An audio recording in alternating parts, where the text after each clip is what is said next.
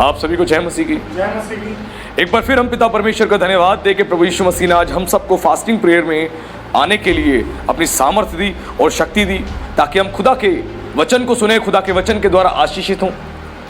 परमेश्वर का वचन हमारे जीवन के लिए एक अद्भुत आशीष का कारण बनता है। परमेश्वर का वचन हमारे जीवन के लिए एक अद्भुत आशीष का कारण बनता है। भजन संहिता 119 के 105 में लिखा है कि तेरा वचन मेरे पांव के लिए दीपक और मेरे मार्ग के लिए उज्याला है। परमेश्वर का वचन जब आप सुनते हैं तो परमेश्वर का वचन आपको जिंदगी जीना सिखाता है, आपकी लाइफ में सही डायरेक्शंस को लेके आता है। खुदा का वचन आपको हर एक डिसीजन लेने के लिए हेल्प करता है, आपको एक बड़े बड़े फैसले को लेने के लिए आपकी मदद करता है। जब खुदा के वचनों को आप पढ़ते हैं तो उसका वचन आपके जीवन को बहुत आयत से आशीषित करता है। और जो कलीसिया वचन के आधार पर सेवा करती है और वचन को जोर देकर सिखाती है, वो कलीसिया हमेशा आशीषित होती है और उस कलीसिया के लोग हमेशा आशीषित होते हैं। इसीलिए वचन पर जोर देना और वचन का प्रचार करना खुल के बहुत जरूरी है। इस बात को सीखना जरूरी है। तो आज वैसे ही जब खुदा का वचन आप सुनेंगे आज की उपवास की आराधना में, तो परमेश्वर आज के वचन से आपके स्पिरिचुअल लाइफ को तो इंक्रीज करेगा, साथ ही साथ आपको नॉलेज और विजडम से भी भरेगा, ताकि आप परमेश्वर के वचन की उस प्रचार के द्वारा अपने जीवन में अद्भुत कामों को देख सकें और खुदा की सेवा करने वाले लोग बन सकें। हालेलुया। आइए आज के प्रचार की हम बुनियाद डालेंगे। दूसरा तीमुथियुस अध्याय 1 उसके पद हम पढ़ेंगे 7 को। क्योंकि परमेश्वर ने हमें भय का नहीं पर सामर्थ और प्रेम और संयम का आत्मा दी है। हालेलुया। यहां पर जो है परमेश्वर का वचन सिखा रहा है, पौलुस ने कहा यहां पर, क्योंकि परमेश्वर ने हमें केवल पास्टर को नहीं, केवल अपोस्टल को नहीं, प्रॉफिट को नहीं, हर एक उस विश्वासी को जो यीशु पर विश्वास करता है। जब आप यीशु पर विश्वास करते हैं, विश्वास करने के द्वारा आपको उसी समय बयाने में परमेश्वर का आत्मा मिल जाता है। हालेलुया। एडवांस में ही पवित्र आत्मा आपको मिल जाता है। जैसे आप विश्वास करते हो तो लिखा है कि हमें भय का नहीं पर सामर्थ और प्रेम और संयम का आत्मा दी है। उसी परमेश्वर ने, प्रभु यीशु मसीह ने जो हमें आत्मा दिया है, वो आत्मा भय का नहीं है। आज बहुत सारे विश्वासी भय खाते रहते हैं। कई विश्वासियों की मैं बातें सुनता हूं, रात को जब 12 बजे 1 बजे वो वॉशरूम के लिए जाते हैं तब उनको डर लगता है, अंधेरे में डर लगता है। अचानक से कोई परेशानी आ गई तो डर लगता है, अचानक से कोई बीमारी आ गई तो डर लगता है, चीजें अनसर्टन होगी तो डर लगता है, घबरा जाते हैं, व्याकुल हो जाते हैं, बेचैन हो जाते हैं। वचन क्या बता रहा है कि परमेश्वर ने भय का आत्मा नहीं दिया है। आज भय खा जाते हैं, भय का आत्मा नहीं दिया परमेश्वर ने कि आप डरो संसार से, ये संसार के लोगों से, ये शैतान से, ये शैतान की योजनाओं से। आज डरना नहीं है। आज हर विश्वासी जो है इस बात को सीखना उसको जरूरी है कि परमेश्वर ने हमें भय का आत्मा नहीं दिया है। चीजें आपके अनसर्टन हैं, कोई बात नहीं, आपके अगेंस्ट हैं, कोई बात नहीं, आपको किस बात का डर? परमेश्वर ने जो आत्मा दिया है आपको डराएगा नहीं, संसार की बातों से डराएगा नहीं। परमेश्वर का आत्मा आपको निर्भय का आत्मा दिया है परमेश्वर ने। जब निर्भय का आपका आत्मा परमेश्वर ने आपको दिया है तो आपके अंदर डर कभी नहीं होगा, डर नहीं होगा। यही आत्मा परमेश्वर ने मोसेस को दिया था, मूसा को। जब मूसा को आत्मा दिया तो मूसा को परमेश्वर ने आगे भेजा फिरौन के पास। जब तक ये आत्मा नहीं मिला तो मूसा भी डर रहा था, आगे जाने के लिए घबरा रहा था, अपने आप को अयोग्य समझ रहा था। जब तक परमेश्वर का आत्मा आपके अंदर नहीं होगा, आत्मा काम नहीं करेगा, आप अपने आप को अयोग्य समझोगे, आपको लगेगा मैं कुछ नहीं कर सकता, मैं कैपेबल नहीं हूं। लेकिन जब परमेश्वर का आत्मा आपको मिलेगा, वो आपको योग्य बनाएगा, वो आपको लायक बनाएगा। जिन कामों को आप नहीं कर सकते उन कामों को करने लायक बनाएगा यही आत्मा। और यही आत्मा जब मोसेस में आया, परमेश्वर ने जब मूसा के अंदर अपना आत्मा डाला, पवित्र आत्मा से मूसा जब भर गया तो वो आगे गया फिरौन से बात करने के लिए। फिरौन जो मिस्र का राजा था, जो इजिप्ट का किंग था, और मिस्र में बड़ी दर्दनाक सजा दी जाती है। मिस्र में बहुत बुरी तरीके से इजरायलियों को ट्रीट किया जा रहा था, बहुत बुरी तरीके से। 400 साल तक इजरायली गुलाम थे, 400 साल तक गुलाम थे। और मूसा उसी मिस्र में पला बड़ा था, उसी मिस्र में। और मिस्र से जब वो भागकर चला गया था, उसके वापस जब वो आया परमेश्वर की बुलाहट के द्वारा वापस मिस्र में, वो जानता था मिस्र के बारे में सब कुछ उसको पता था। लेकिन परमेश्वर का जब आत्मा उसके भीतर आया, वो गया मिस्र के अंदर, वो बात करने गया फिरौन के पास। जब तक परमेश्वर का आत्मा आपके अंदर नहीं होगा, आपको बल ही नहीं मिलेगा सुसमाचार प्रचार करने का। आप डरे डरे घूमोगे, कोई मुझे पकड़ ना ले, कोई मुझे पकड़ के पीट ना दे, कोई मुझसे सवाल जवाब ना करे, आप घबराते रहोगे। आज जो सुसमाचार प्रचार करते हैं, वो परमेश्वर के आत्मा के द्वारा उभारे जाते हैं। वो आत्मा आपकी सहायता करता है, मदद करता है, ताकि प्रचार करो। आज बहुत सारे लोग अपने जीवन में बहुत सारे अद्भुत काम परमेश्वर के देख रहे हैं, लेकिन पड़ोस में बीमार लोग पड़े हैं, उनको सुसमाचार ही प्रचार नहीं करते। पड़ोस में ऐसे ऐसे लोग हैं जो अंधकार में हैं, समस्याओं में है, परेशानियों में है, रिश्तेदार हैं, हमें बोलने में डर लगता है, हमें हिचकिचाहट लगती है। क्यों? हमें लगता है क्या करेंगे इनको प्रचार करके, ये मानेंगे तो थे है नहीं, ये प्रभु को स्वीकार तो करेंगे नहीं, इसलिए हम रुक जाते हैं। ये डिसीजन हम कैसे कर सकते हैं कि कोई मानेगा नहीं या विश्वास नहीं करेगा? जब मुझे भी आज से 15 साल पहले, जब मुझे भी पहली बार सुसमाचार सुनाया गया था, मुझे एक विश्वासी भाई ने जब सुसमाचार सुनाया था, और सुसमाचार सुना के उसने जब मेरे हाथ में बाइबल का नया नियम दिया था, तो मैंने हाथ में लिया, उसको फेंक दिया था। मैंने लिया और मैंने फेंक दिया था, और मैंने कहा तुम इस धर्म के तो हुए नहीं, उस धर्म के क्या होगे? जिसने अपना धर्म ही छोड़ दिया, वो किस काम का? क्योंकि मेरी भी मानसिकता उस समय तक संसार के लोगों की तरह थी। मैंने भी ईश्वर को धर्मों में बांट दिया था। मेरी भी यही सोच थी, कि बचपन से यही परवरिश मुझे मिली थी, बचपन से समाज से मैंने यही सीखा था, ये ईश्वर जो है इस धर्म का है, ये ईश्वर उस धर्म का है। बाद में जब मैंने प्रभु को स्वीकार किया और मैंने जाना, जब मुझे पता लगा कि ईश्वर का कोई धर्म नहीं है, ईश्वर का कोई धर्म नहीं है। ईश्वर जो है एक जिंदा खुदा है, जिंदा परमेश्वर है। इस पूरी ब्रह्मांड को, इस यूनिवर्स को, हम मनुष्य को, जीव जंतुओं को बनाने वाला खुदा है। और जिसने व्यक्ति ने बाइबल को फेंका था, आज वही व्यक्ति आज परमेश्वर के वचन का, उस बाइबल का प्रचार करता है, उसका सेवक है। हालेलुया। हम पहले ही निर्णय कर लेते हैं, हम क्यों बताएं किसी को? सारी आशीष हम ही लेना चाहते हैं। आज हम स्वार्थी बन रहे हैं। क्या लिखा अंत के समय मनुष्य कैसा होगा? स्वार्थी हो जाएगा। आज हम स्वार्थी बन रहे हैं। आज बहुत सारे विश्वासी स्वार्थी बन रहे हैं, अपनी आशीष लेना चाहते हैं। मेरा बच्चा चंगा हो जाए, मैं चंगी हो जाऊं, मेरे घर में बरकत आ जाए, मैं यीशु के साथ स्वर्ग में जाऊं, मेरा परिवार स्वर्ग में जाए, केवल इतना। हम स्वार्थी हो रहे हैं। आज क्रिश्चियंस को स्वार्थी नहीं होना।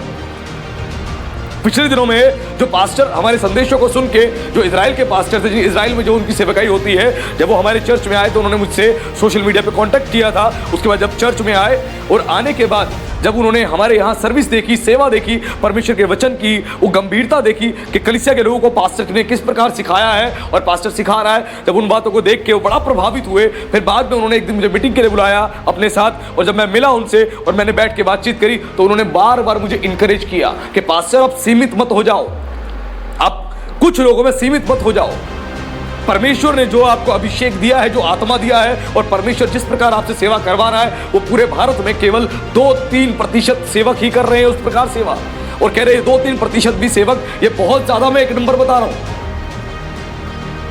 कह रहे आप जिस प्रकार सेवा कर रहे हैं, वचन को जिस प्रकार सिखा रहे हैं अपने लोगों को, और जिस प्रकार आप सेवा को अंजाम दे रहे हैं, उस प्रकार आपको सीमित नहीं रहना चाहिए।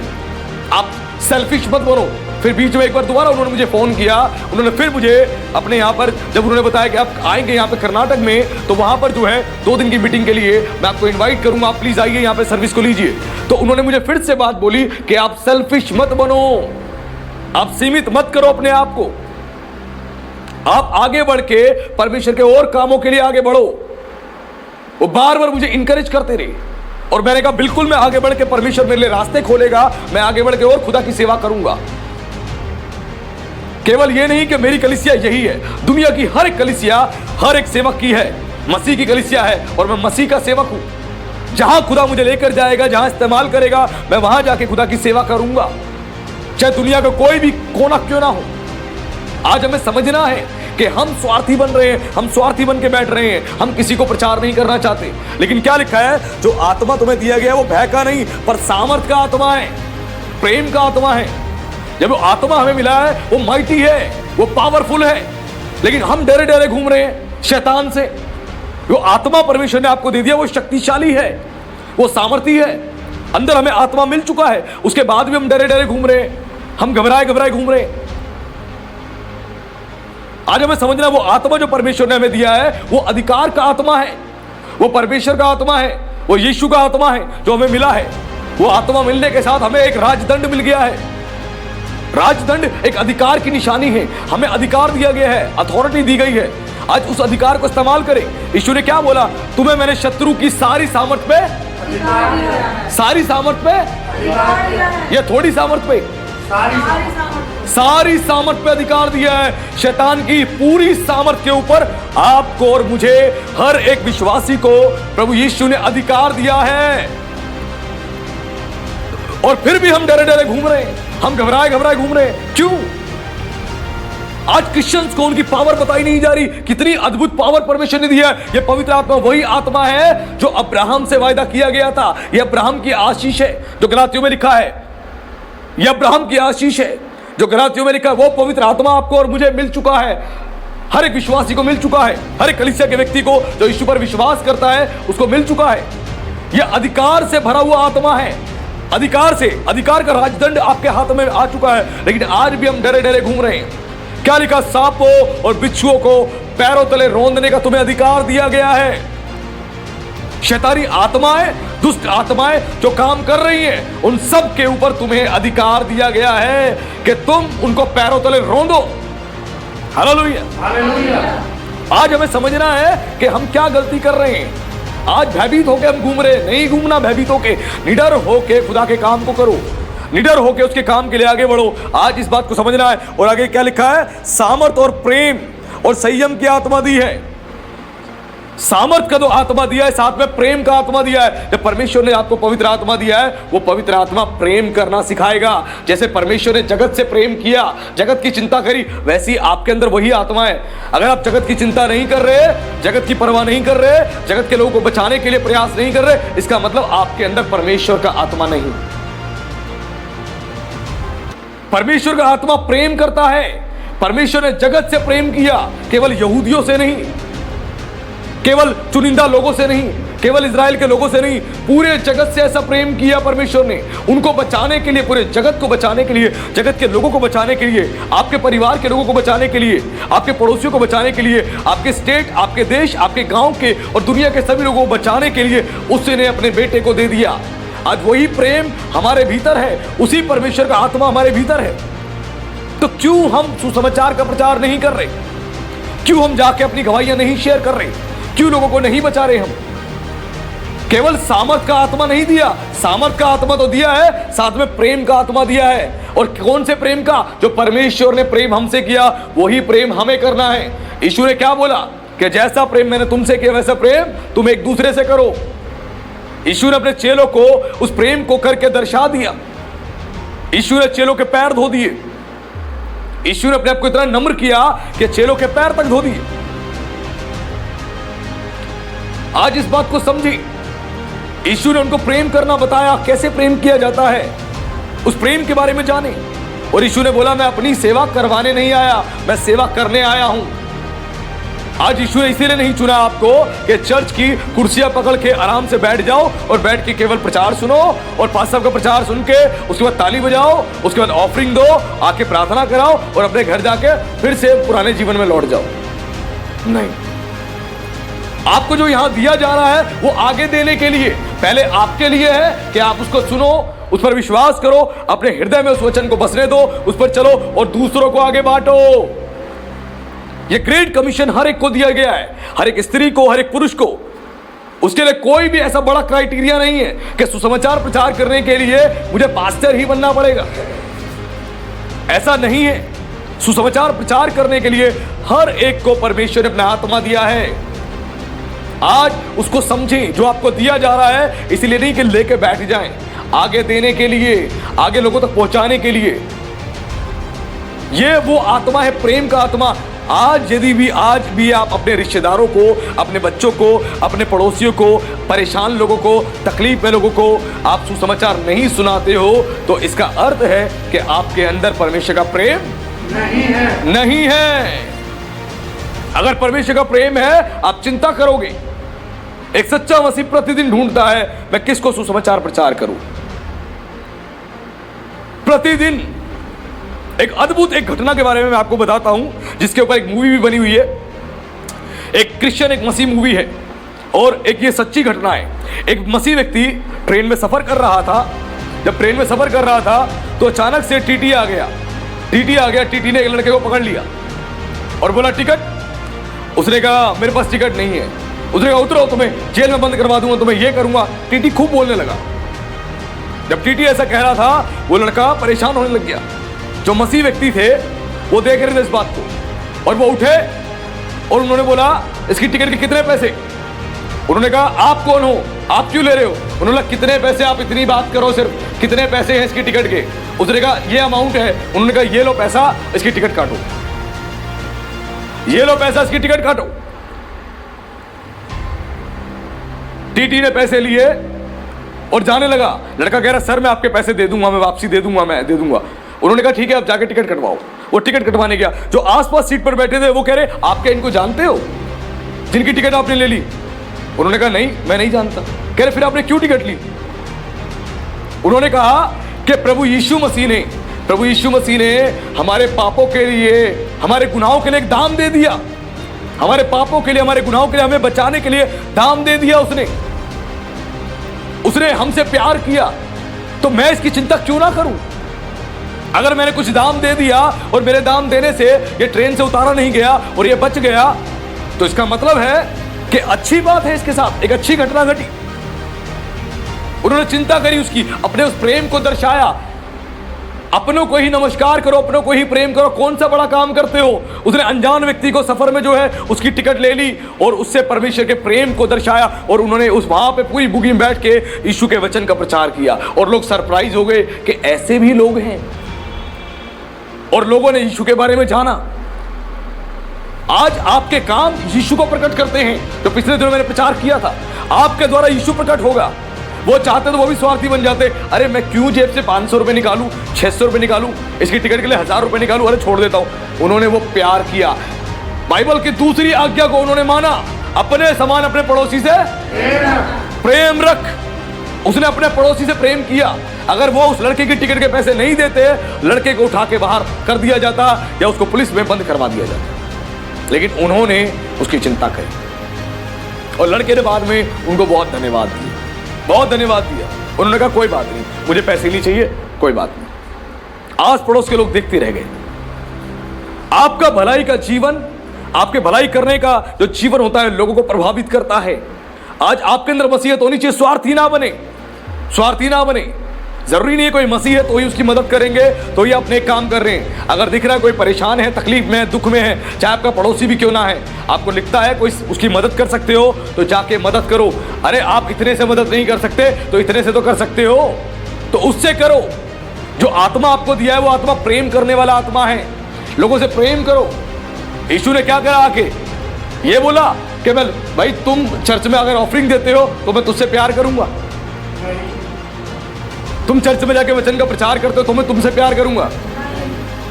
यीशु ने हर एक से प्यार किया और स्पेशली यीशु पापियों के बीच में बैठा, व्यभिचारिणी स्त्रियों के बीच में बैठा, चुंगी लेने वालों के साथ बैठा।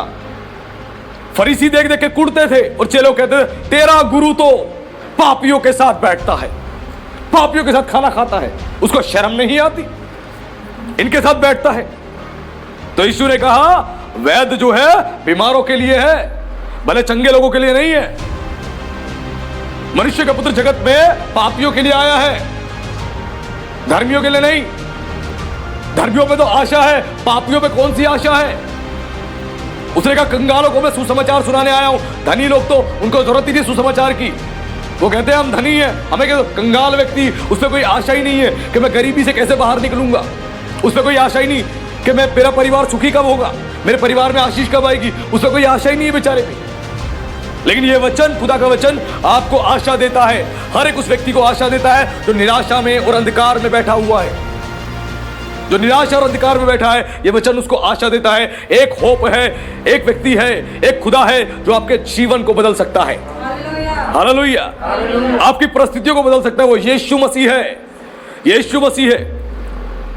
और जब ये आत्मा आपके अंदर आएगा आप सामर्थ्य पाओगे। ये आत्मा आपके भीतर आएगा, आप लोगों से प्रेम करोगे, नफरत नहीं करोगे, माफ करोगे। लिखा है जो प्रेम का खोजी होता है वो अपराध को ढांप देता है। जो प्रेम का खोजी अपराध को ढांप देता है। परमेश्वर हमसे प्रेम करता था, उसने अपने पुत्र के द्वारा हमारे पाप को ढांप दिया। परमेश्वर प्रेम करता था आदम और हवा से। वो जब अदन की वाटिका में थे, जब उन्होंने पाप किया और ज्योति उन पर से उठ गई, वो नंगे हो गए और नंगे हो गए शर्म के मारे अपने तन को अंजीर के पत्तों से ढांपने लगे। और परमेश्वर का ऐसा अद्भुत प्रेम था, परमेश्वर ने उसी समय उनके लिए एक पशु का वध किया, एक पशु का बलिदान चढ़ाया उसी समय, और उस पशु के चमड़े को निकालकर उनके लिए अंगरखे बनाए और उनको पहना दिए। इनके पापों के लिए लहू वहां बहा दिया। ये लहू बहने की शुरुआत परमेश्वर के द्वारा हुई है। एक मसीह ने मुझे पूछा कि पास्टर जी परमेश्वर ने ये तरीका क्यों परमेश्वर ने शुरू किया, या इस तरीके से परमेश्वर ने क्यों आरंभ किया कि पापों की क्षमा के लिए लहू बहाना अनिवार्य था। मैंने कहा इसकी शुरुआत परमेश्वर के द्वारा ही हुई है कि परमेश्वर ने एक पशु का वध किया आदम हवा के पापों के लिए, उनके पापों उनको ढांपने के लिए एक पशु का वध किया, लहू बहाया गया और उसी के चमड़े को निकालकर उनके लिए कपड़े बना के उनको पहना दिए। और इस बात का वहां से एक आरंभ, एक संकेत हो गया कि सर्वशक्तिमान ईश्वर ने पापों की क्षमा के लिए लहू को बहाना या लहू को चढ़ाना, ये लहू का बलिदान जो है ये अनिवार्य ठहरा दिया। उनके नंगेपन को ढांपने के लिए परमेश्वर ने उनके लिए अंगरखे बना दिए और पहना के अदन की वाटिका से उनको बाहर किया, पहना के। यह परमेश्वर का प्रेम है। अगर आप प्रेम के खोजी हैं, अपराध को ढांप देंगे, और प्रेम के खोजी नहीं है, मुझे उसने तो ऐसा कहा था, मुझे उसने ऐसा कहा था। अजी सुनते हो, अजी सुनते हो, बहरे हो गए हो क्या? क्या हो गया भाग्यवान? तुम्हारी जो माँ है वो मुझे बहुत तंग करती है, सुबह से शाम तक मुझे दुखी करके रखती है। तुम्हारी माँ टॉर्चर करती है, तुम्हारी बहन मुझे टॉर्चर करती है। मैं क्या करूं? मैं परेशान हो गई हूं, मुझे कुछ समझ नहीं आ रहा। वो पड़ोसन देख रहे हो, पड़ोसन, मैं झाड़ू लगा दूंगी, वापस घर के आगे कूड़ा कर देगी। एक बार ना समझा दो ढंग से उसे। हम अपराध को ढांपते नहीं, हम चाहते हमारे सारे अपराध ढांप दिए जाए। हम चाहते हमारी सारी गलती माफ कर दे सामने वाला व्यक्ति, और हम किसी की माफ ना करें। आए लोग ऐसे ही हैं। बच्चे ने गलती कर दी, दुनिया जहान की गलती कर दी, और कहता है माँ बाप माफ कर दे मेरी गलती को, सारी गलतियां माफ कर दे। और अगर माँ बाप ने कुछ ऊंची आवाज में बोल दिया, तुमने बोला कैसे मुझे ऊंचे, मैं घर छोड़ के जा रहा हूं, मैं बात नहीं करूंगा, मैं खाना नहीं खाऊंगा। बच्चा 100 बात बोल सकता है और माँ बाप 2 बात नहीं बोल सकती। ऐसा जमाना आ चुका है। माँ बाप ने 2 बात बोल दी गुस्से में, तुमने ऐसा बोला कैसे मुझसे, और बच्चा 100 बात बोल देगा। अपराध को ढांपने वाले है ही नहीं। प्रेम का आत्मा दिया है परमेश्वर ने आपको। यीशु ने हमारे सारे अपराधों को ढांप दिया अपने लहू के द्वारा, हमारे नंगेपन को ढांप दिया। जो क्रूस हमारे लिए था, उस क्रूस पे हमारे लिए खुद चढ़ गया। वो जो आत्मा हमें दिया है, ये प्रेम करने वाला आत्मा है, माफ करने वाला आत्मा है। आज हमें इस बात को सीखना है। आज रास्ते में आप देखते हो ट्रैफिक जब होता है, ये लोग जा रहे होते हैं, पीछे से कोई बाइक वाला किसी बाइक वाले में किसी टक्कर लगा दे, और गलती से उसका पीछे इंडिकेटर टूट जाए या लाइट टूट जाए, वो उतर के लड़ाई करने लग जाता है। और मैं अपनी तारीफ करने के लिए नहीं, लेकिन आपको बिल्कुल सच्ची बात बता रहा हूं, कितनी बार मेरे साथ हुआ है ट्रैफिक में, पीछे जो व्यक्ति बाइक वाला है उसने कितनी बार मेरी बैक लाइट फोड़ दी, मेरा इंडिकेटर तोड़ दिया, और मैं पलट के देखता हुआ एक ही बात कहता, भाई साहब सॉरी, गलती हो गई, माफ कर दो, सॉरी। मैं कहता चलो कोई नहीं, ठीक है। मैं उस 50 रुपए, 100 रुपए, 150 रुपए के नुकसान को छोड़ के मैं आगे निकल जाता हूं, क्योंकि मुझे पता है कि परमेश्वर ने मुझे माफ करने वाला है। उसने मेरे अपराधों को माफ किया। मैं लोगों के रख के बैठूं, आ लोग इतनी सी बात पे टक्कर लगती है, उतरते हैं बाइक से, लड़ाई झगड़ा चालू। उसने ईंट उठाई, इसने ईंट उठाई, सर फाड़ दिया, उसका पुलिस केस हो गया, फिर नुकसान हो गया। 50 रुपए, 100 रुपए की बात, उसके चक्कर में 5000 रुपए लग गए। उसके बाद 10-15 दिन के लिए छुट्टी हो गई काम पर की, वो अलग नुकसान हो गया। घर में दुखी हो गया, वो अलग नुकसान हो गया। अब दवाई आएगी, फल फ्रूट आएगा, अलग नुकसान हो गया। अब बीवी कह रही है अच्छा घर में बैठ गया, अब तो सुबह शाम तक ये मुझे सुनाता रहेगा। बेचारी वो भी परेशान, बच्चे भी परेशान, क्या फायदा। आज इस बात को समझे, आज ये लोगों की मेंटालिटी हो गई है, माफ करना नहीं चाहते। आज माफ करें, गुस्सा ना करें, हर बात पे एग्रेसिव ना हो। परमेश्वर ने हमें माफ किया। यदि परमेश्वर चाहता तो परमेश्वर ने जैसे प्राचीन संसार परमेश्वर ने नाश कर दिया जल प्रलय के द्वारा, वो हमें भी नाश कर देता, हमें भी नाश कर देता। लेकिन परमेश्वर का महान प्रेम था, असीम प्रेम था कि उसने हमसे किया और हमारे पापों के लिए, अपराधों के लिए, हमारे कर्जों को चुकाने के लिए अपने बेटे को भेज दिया। आज इस बात को हमें समझना है कि परमेश्वर जो आत्मा हमें दिया है वो संयम का आत्मा है, जो आत्मा हमें दिया है वो प्रेम का आत्मा है। आज हमारे अंदर परमेश्वर ने सामर्थ का, प्रेम का और संयम का आत्मा दिया है। संयम का आत्मा यानी सेल्फ कंट्रोल का पवित्र आत्मा आपके अंदर है, तो सेल्फ कंट्रोल आपके अंदर होना चाहिए। ये इस आत्मा की विशेषता बताई गई है। जो पवित्र आत्मा आपको मिला है, पवित्र आत्मा की विशेषता है, पवित्र आत्मा की विशेषता है आपके अंदर सेल्फ कंट्रोल होगा। आप बोलने से पहले सोचोगे, आप हर चीज पे आपके कंट्रोल आ जाएगा। सेल्फ कंट्रोल यानी खुद पर संयम रखना, आप संयम रख पाओगे। कई लोगों का कंट्रोल नहीं होता, किसी ने कुछ कहा और उसके बाद मुंह के फाटक खुले, जुबान के फाटक खुले, होठ और खुलते बर्र, ऐसी बंदूक से गोलियां चलाई, धा धा धा धा धा। फूफा को भी मार दिया, मौसी को भी मार दिया, ताऊ को भी मार दिया, चाचा को भी मार दिया, पत्नी को मार दिया, बेटे को मार दिया, सबको मार दिया, गाली सबको दे दी और सब पे गोलियां चला दी। गलती करी उसने और सबको मार दिया, पूरे खानदान को मार दिया। सोचिए, आज इन फाटकों को संभाल के रखें। ये फाटक खुले तो अच्छी बात निकले। लिखा है यीशु मसीह ने गाली सुन के गाली नहीं दी, धमकी सुन के धमकी नहीं दी। आज तो कोई गाली दे दे, उसकी हिम्मत कैसे हो गई? वो जानता नहीं मैं कौन हूं, मैं कौन हूं, कौन हूं? हार्ड मास के एक आदमी हो और कौन हूं? हार्ड मास का कपड़ा पहना रखा परमेश्वर ने और जब मर्जी फट जाएगा। और तुम कह रहे हो मैं कौन हूं, कौन हूं? किसी ने धमकी दे दी, उसको डबल धमकी। एक बुद्धिमान व्यक्ति जो होता है ना, भले ही जितना मर्जी उसका बैकअप हो, पावरफुल हो, 50 लोगों को जानता हो, वो कभी भी आगे नहीं बढ़ेगा। उसको पता है कि एक बार मैं गलत काम करने के लिए आगे बढ़ गया, उसके बाद तबाही तबाही हो जाएगी और शैतान उकसाता है। लेकिन खुद पर कंट्रोल रखो, खुद पर कंट्रोल रखो। जो आत्मा आपको दिया है वो सामर्थ का आत्मा है, जो आत्मा आपको दिया है वो प्रेम का आत्मा है, और जो आत्मा आपको दिया वो संयम का आत्मा है। ये सेल्फ कंट्रोल आपके अंदर पैदा करता है पवित्र आत्मा। जब भी तो लोग कहते हैं कि यीशु को मैंने जाना, यीशु पर विश्वास किया, मेरी दारू छूट गई, मेरी बीड़ी छूट गई, मेरा गुटखा छूट गया, मैं लड़ाई करता था वो मैंने छोड़ दी। क्यों? क्योंकि आत्मा ने आके अंदर जो है संयम को पैदा कर दिया। इस आत्मा का स्वभाव है। ये आत्मा किसका आत्मा है? परमेश्वर। ये परमेश्वर का आत्मा है, ये परमेश्वर के पुत्र का आत्मा है, ये मेमने का आत्मा है जो आपको मिला है। इस आत्मा में संयम है। जब ये आत्मा आपके अंदर संयम रहेगा, आपके भीतर आपके अंदर संयम रहेगा, जब भी तो लोग कहते हैं यीशु को मैंने जब विश्वास किया, मैंने जीवन दिया, मेरा जीवन बदल गया। धर्म नहीं बदलता यीशु पर विश्वास करने से, जीवन बदलता है। आपके जीवन में ट्रांसफॉर्मेशन आती है। आप दारू पीते हो, छोड़ दोगे। आप लड़ाई करते हो, छोड़ दोगे। आप गाली देते हो, छोड़ दोगे। आप नफरत करते हो, नफरत करना छोड़ दोगे आप।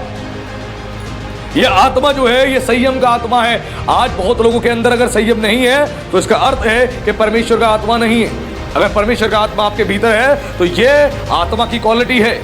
आज संसार में लोगों के अंदर क्यों लड़ाई झगड़ा वाद विवाद करने के लिए उत्साहित रहते हैं? क्योंकि यही आत्मा उनके पास नहीं। लिखा है रोमियो 3:23 में, सबने पाप किया है, सबने, चाहे किसी कम्युनिटी का हो, कास्ट का हो, देश का हो, विदेश का हो, किसी वर्ग का हो, जाति का हो, धर्म का हो, किसी संप्रदाय का हो, सबने पाप किया है। प्राचीन युग का मनुष्य हो, आज के युग का मनुष्य है, सबने पाप किया है, परमेश्वर की महिमा से रहित है। वो क्या है परमेश्वर की महिमा? पवित्र आत्मा है, इससे रहित है। आज जितने लोगों के पास पवित्र आत्मा नहीं है, अन्य जाति लोगों के पास, वो खुद को नहीं बदल सकते। आज बहुत सारे लोग कोशिश करते हैं खुद को बदलने की, बहुत सारी कोशिश करते हैं। कुछ चीजों में तो सफलता पा लेते हैं, लेकिन बाकी सब चीजों में फेल हो जाते हैं। लेकिन मसीहों के पास क्यों उनके जीवन में बदलाव होता है? मसीह लोग क्यों उनके अंदर परिवर्तन आ जाता है? क्योंकि ये आत्मा जब उन्होंने प्राप्त किया, ये आत्मा आते ही बदल जाते हैं। ये पवित्र आत्मा आपको गंदा नहीं रखेगा, गंदा नहीं रखेगा। कई लोग आपने देखोगे कई दिन तक नहाते ही नहीं है, 3 दिन तक नहाते ही नहीं, 4 दिन तक नहाते ही नहीं है। गंदे बन के रहते हो। क्या है कि फिर कहते हैं चर्च में आके कि हमारे इधर पवित्र आत्मा काम कर रहा है। पवित्र आत्मा आपको गंदा नहीं रखेगा, आपके बदन से बदबू नहीं आती रहती, आपको साफ सुथरा रखेगा। पवित्र आत्मा, परमेश्वर का आत्मा, यीशु का आत्मा आपके भीतर आएगा, आपको साफ सुथरा रहना सिखाएगा, आप गंदे नहीं रहोगे। एक मसीह ने मुझे पिछले दिनों कहा, पास्टर जी जब से मेरा जीवन बदला उसके बाद मैं अगर किसी विश्वासी के मतलब अन्य जातियों के लोगों के बीच में जाता हूं अपने काम के सिलसिले में, जब वो गाली दे के बात करते हैं तो मुझे बड़ा गंदा सा लगता है, मुझे बड़ा अजीब सा लगता है। जब वो गाली देते बड़ा अजीब सा लगता है मुझे, बड़ी शरीर में ऐसा लगता है कि कोई गंदगी आके चिपक रही है, अजीब सा महसूस होता है। मैंने कहा यही तो पवित्र आत्मा का काम है, उसने तुम्हें साफ सुथरा किया, गंदगी से बाहर निकाला। और जब पवित्र आत्मा तुम्हारे भीतर आएगा तो तुम्हें ऐसा ही बनाएगा। कह रहे मैं उनको बार बार कह रहा गाली मत दो, वो बार बार हंस रहे और वो गालियां दे रहे। मैंने कहा यही तो पवित्र आत्मा है जो तुम्हें गाली नहीं देने देगा, गंदी बातें बोलने नहीं देगा, तुम्हें साफ सुथरा रखेगा, साफ सुथरा रखेगा। और यह आत्मा जो है संयम का आत्मा है, सेल्फ कंट्रोल, आपके अंदर संयम को पैदा करेगा, संयम को पैदा करेगा। इस बात को समझना है, यह परमेश्वर के आत्मा की विशेषता है, कैसे एक विश्वासी का जीवन बदलता है, उसके जीवन में ट्रांसफॉर्मेशन आती है। अब हम 3 भागों को जानेंगे, जो 3 भाग आप आज के प्रचार को आप जानोगे, जो 3 भागों के विषय में आप जानोगे तो आपके जीवन में एक अद्भुत बदलाव आएगा। उसके लिए खोलेंगे हम 1 जॉन, पहला यूहन्ना अध्याय 5 उसके पद 1 से पढ़े कोई मेरे लिए। इसका यह विश्वास है कि यीशु ही मसीह है, वह परमेश्वर से उत्पन्न हुआ है, और जो कोई उत्पन्न करने वाले से प्रेम करता है वह उससे भी प्रेम करता है जो उससे उत्पन्न हुआ है। हालेलुया। ये आपको 3 बातें वो बताई जा रही जो आपको एक सक्सेसफुल क्रिश्चियन बनाएगी, सक्सेसफुल क्रिश्चियन बनाएगी। 3 सीक्रेट्स आपको बताई जा रही हैं, 3 ऐसी बातें आज के प्रचार से आप जानोगे जो एक सक्सेसफुल क्रिश्चियन बना देगी आपको। जो क्रिश्चियन लाइफ में आप फेलियर क्रिश्चियन बन चुके हो, आप फेलियर हो, यदि आप आज भी आपको लगता है कि आप सक्सेसफुल नहीं हो पा रहे हो क्रिश्चियन लाइफ में, आप आगे नहीं बढ़ पा रहे हो, अपनी बुरी बातों पे, अब गंदगी के ऊपर आप पूरा कंट्रोल नहीं ले पा रहे हो, इससे आज़ाद नहीं हो पा रहे हो, तो आज का ये वचन, खुदा का वचन आज़ाद करेगा आपको और आपके अंदर एक बदलाव लेके आएगा। तो यहां पर जो है लिखा वचन में, जिसका यह विश्वास है कि यीशु ही मसीह है, जिसका यह विश्वास है कि यीशु ही मसीह है, वह परमेश्वर से उत्पन्न हुआ है। यह बात क्यों यूहन्ना ने बोली? क्योंकि यहूदी लोग, बहुत सारे लोग यीशु पर विश्वास नहीं कर रहे थे कि यीशु ही मसीह है। और आज भी यहूदी लोग इंतजार कर रहे हैं कि हमारा मसीह आएगा, मसाया आएगा, वो ख्रिस्ट आएगा, हमारा मसीह आने वाला है। यहूदियों ने विश्वास नहीं किया, इसीलिए यूहन्ना इस बात को बता रहा है यहाँ वचन में लिखा, जिसका यह विश्वास है कि यीशु ही मसीह है, वह परमेश्वर से उत्पन्न हुआ है। और जो विश्वास कर रहा है कि यीशु ही मसीह है, वह परमेश्वर से उत्पन्न हुआ है, यानी परमेश्वर का आत्मा उसको मिला है और परमेश्वर के आत्मा के द्वारा वो उत्पन्न हुआ है। क्यों यीशु ने कहा जब तक मनुष्य जल और आत्मा से ना जन्मे, जल और आत्मा से जन्मना जरूरी है, यानी बपतिस्मा लेना भी जरूरी है जल के द्वारा, और आत्मा से यानी पवित्र आत्मा पाना भी जरूरी है। जब आपका बपतिस्मा होगा और पवित्र आत्मा पाओगे तो आपका नया जन्म हुआ है। और आप ये कब करते हो? जब आप विश्वास करते हो यीशु ही मसीह है, यीशु ही परमेश्वर का पुत्र है, वही सर्वशक्तिमान ईश्वर है। जब इस बात पर आप विश्वास करते हो तभी आप जाके बपतिस्मा लेते हो, उसके बाद जाके परमेश्वर की आत्मा से भर जाते हो। कई विश्वासी ऐसे हैं तो बपतिस्मा बाद में लेते हैं लेकिन पवित्र आत्मा से पहले ही भर जाते हैं, क्योंकि जिस दिन आप विश्वास करते हो, विश्वास करने के द्वारा पवित्र आत्मा आपको बयाने में मिल जाता है एडवांस में। हालेलुया। और ये चीज यहाँ बताई गई है कि जिसका यह विश्वास है यीशु ही मसीह है, वह परमेश्वर से उत्पन्न हुआ है। और जो व्यक्ति मसीह पर विश्वास करता है परमेश्वर से उत्पन्न हुआ है। आज जो अन्य जाति लोग, संसारिक लोग, जो लोग यीशु पर विश्वास नहीं करते कि यीशु मसीह है, यीशु परमेश्वर का पुत्र है, वो सर्वशक्तिमान ईश्वर है, वो परमेश्वर से उत्पन्न नहीं हुआ है। जल और आत्मा से जन्मना जरूरी है, उसके लिए विश्वास करना जरूरी है। विश्वास जो करेगा यीशु पर वही परमेश्वर की संतान बनेगा। जल और आत्मा से जन्मना जरूरी है। विश्वास करके अपने पापों की क्षमा का बपतिस्मा लेना है, पिता पुत्र पवित्र आत्मा के नाम से, लेशेम शमाहीन के नाम से बपतिस्मा लेना जरूरी है।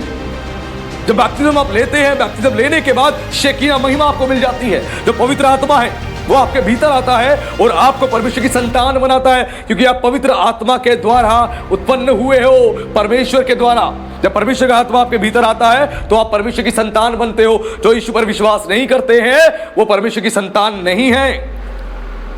इसीलिए यीशु ने कहा फरीसियों को कि तुम तो झूठ बोलने वाले लोग हो तुम, तो तुम्हारा पिता जो है शैतान, उससे उत्पन्न हुए हो। तुम लोग झूठे हो। झूठ का पिता कौन है? शैतान है। क्यों यीशु ने फरीसियों को बोला? क्योंकि तुम शैतान की बातों पर मन लगा रहे हो और चल रहे हो, इसीलिए शैतान तुम्हारा पिता है। आज संसार के लोग जो पाप में डूबे हुए हैं, गंदगी में डूबे हुए हैं, परमेश्वर उनका पिता नहीं है, शैतान उनका पिता बन चुका है। लेकिन जिस दिन वो अपने मन को फिरा के पश्चाताप करके यीशु के पास आएंगे, अंगीकार करेंगे अपने पापों की क्षमा के लिए, उसके बाद परमेश्वर का आत्मा उनको मिल जाएगा, बपतिस्मा लेती पापों की क्षमा हो जाएगी और वो परमेश्वर की संतान बन जाएंगे, जिसको कहते हैं को रिलेशन। परमेश्वर के साथ आपका रिलेशन स्ट्रांग हो जाएगा। यह बहुत जरूरी है। परमेश्वर के साथ संबंध आपका होना जरूरी है। पहला मनुष्य जो था उसका संबंध परमेश्वर से टूट गया, इसीलिए परमेश्वर की हजूरी से निकाला गया। इसलिए लिखा है रोमियो 3:23 में, सबने पाप किया है, परमेश्वर की महिमा से रहित हैं। हर एक मनुष्य पापी है, लेकिन अपने पापों की जब वो क्षमा को लेता है, प्रभु के पास आके अंगीकार करता है और अपने पापों की क्षमा के लिए बपतिस्मा लेता है, जो जल से जन्म लेता है और पवित्र आत्मा पाता है, वो परमेश्वर की संतान बन जाता है। वो ही परमेश्वर की संतान बनता है। इसीलिए उसने क्या बोला? तो विश्वास करता है कि मसीह जो है, यीशु ही मसीह है, वह परमेश्वर से उत्पन्न हुआ है, वही परमेश्वर से उत्पन्न हुआ है। और आगे लिखा है, पढ़े, और जो कोई उत्पन्न करने वाले से प्रेम रखता है वह उससे भी प्रेम रखता है जो उससे उत्पन्न हुआ है। हालेलुया। लिखा है, और जो कोई उत्पन्न करने वाले से प्रेम रखता है। उत्पन्न करने वाला कौन है? परमेश्वर। परमेश्वर। जो उत्पन्न करने वाले से प्रेम रखता है वह उससे भी प्रेम रखता है जो उससे उत्पन्न हुआ है। वह उससे भी प्रेम रखता है जो उससे उत्पन्न हुआ है। यानी जो परमेश्वर का पुत्र था यीशु मसीह, वो परमेश्वर के द्वारा इस पृथ्वी पर आया था। परमेश्वर ने अपने पुत्र को धरती पर भेजा था। लिखा है यूहन्ना उसके 1:18 में कि परमेश्वर को कभी किसी ने नहीं देखा। इकलौता पुत्र जो पिता की गोद में था, उसी ने उसे प्रकट किया। यीशु के द्वारा परमेश्वर प्रकट हुआ। यीशु ही परमेश्वर का पुत्र था, वो परमेश्वर का स्वरूप था, वो परमेश्वर का पुत्र है। और वही चीज यहां समझाई जा रही है। जो कोई विश्वास करता है यीशु ही मसीह है, और जो विश्वास करता है कि यीशु ही मसीह है, वह परमेश्वर से उत्पन्न हुआ है। और जो कोई उत्पन्न करने वाले से प्रेम रखता है वह उससे भी प्रेम रखता है जो उससे उत्पन्न हुआ है। और जो मसीह लोग हैं, जो प्रभु पर विश्वास करते हैं, वो अपने लोगों से भी प्रेम करते हैं। जो व्यक्ति यीशु पर विश्वास करता है और विश्वास करने के द्वारा परमेश्वर की संतान बनता है, वो उससे भी प्रेम करता है। ये नहीं कि चर्च में आए तो इनसे तो मैं नफरत करूंगा, इनसे मेरी बनती नहीं है, उनसे प्यार करूंगा, नहीं। वो परमेश्वर से उत्पन्न हुआ है, तो आपको प्रेम करना है हर एक उस व्यक्ति से जो यीशु पर विश्वास करता है। यीशु पर विश्वास करता है, आपको उससे भी प्रेम करना है। ये चीज यहां बताई गई है। और आगे लिखा है उसके बाद, जब हम परमेश्वर से प्रेम रखते हैं और उसकी आज्ञाओं को मानते हैं, तो इसी से हम जानते हैं कि हम परमेश्वर की संतानों से प्रेम रखते हैं। हालेलुया। यहां पर बात बताई जा रही है, जो 3 सीक्रेट्स आपको बताई जा रहे हैं, उसमें पहली चीज वापस घूम फिर के वही बताई जा रही है आपको। पहले परमेश्वर का प्रेम, उस प्रेम के बारे में समझना जरूरी है। वो प्रेम आपके जीवन को ट्रांसफॉर्म करता है। लिखा है, जो परमेश्वर से प्रेम रखता है वो उसकी आज्ञाओं को मानता है।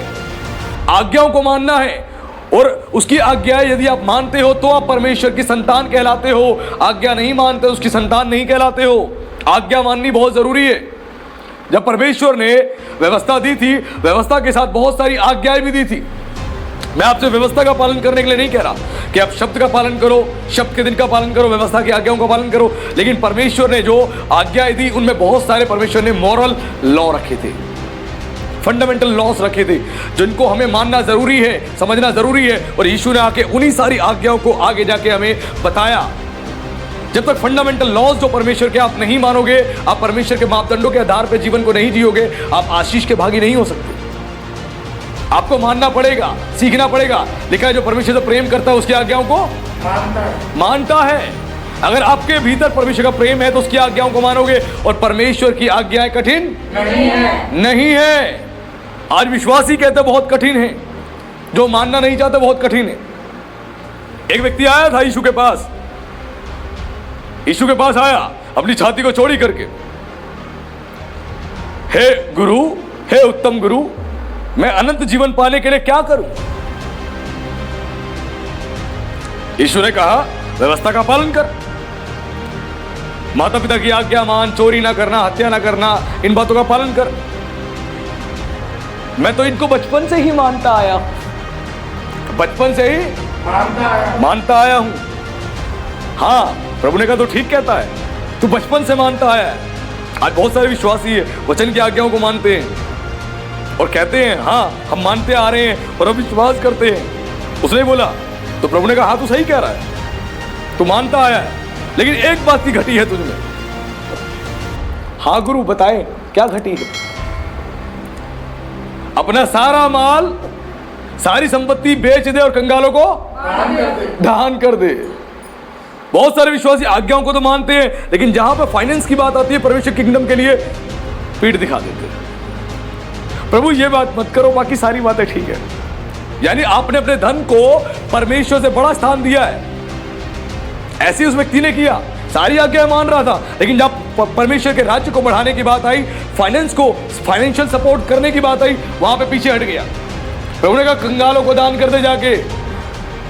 उसने दान किया क्या? नहीं किया। क्या किया उसने? उदास होकर लौट गया। उदास होकर उल्टा लौट गया। दौड़ गया। आज वैसे ही बहुत सारे विश्वासी होते हैं, आज्ञाओं को मानते हैं और जहां पर परमेश्वर उनको फाइनेंशियल किसी काम को कहता है करने के लिए, फाइनेंशियल सपोर्ट करने के लिए, वहां पे उदास हो जाते हैं। प्रभु सैलरी तो इतनी सी है, इसमें कैसे करें, घर कैसे चलेगा, यहाँ की किस्तें भरनी कैसे होंगी, चिंताएं, बहुत सारी चिंताएं।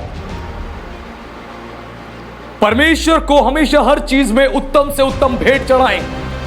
आप जो परमेश्वर के भवन में लाके जो दान देते हैं, केवल वो दान नहीं है, वो भेंट है। और परमेश्वर को जो आप चढ़ाते हैं वो भेंट चढ़ाते हैं। ध्यान रखना, हम गिफ्ट किसको देते हैं? जिनसे हम प्यार करते हैं उनको जाके हम भेंट को चढ़ाते हैं। दान किनको देते हैं? हम दान किनको देते हैं? कंगालों को। दान कंगालों को देते हैं। तो भेंट और दान दोनों में फर्क समझ लें। जब परमेश्वर के भवन में आप आते हैं तो भेंट चढ़ाने के लिए आते हैं, आप भेंट चढ़ाते हैं। अब भेंट कैसी चढ़ाते हैं? एक फटा हुआ नोट, आधे टुकड़े हुए पड़े हैं। दान की थैली में फटे हुए नोट निकलते हैं, 2 टुकड़े हो रहे होते हैं।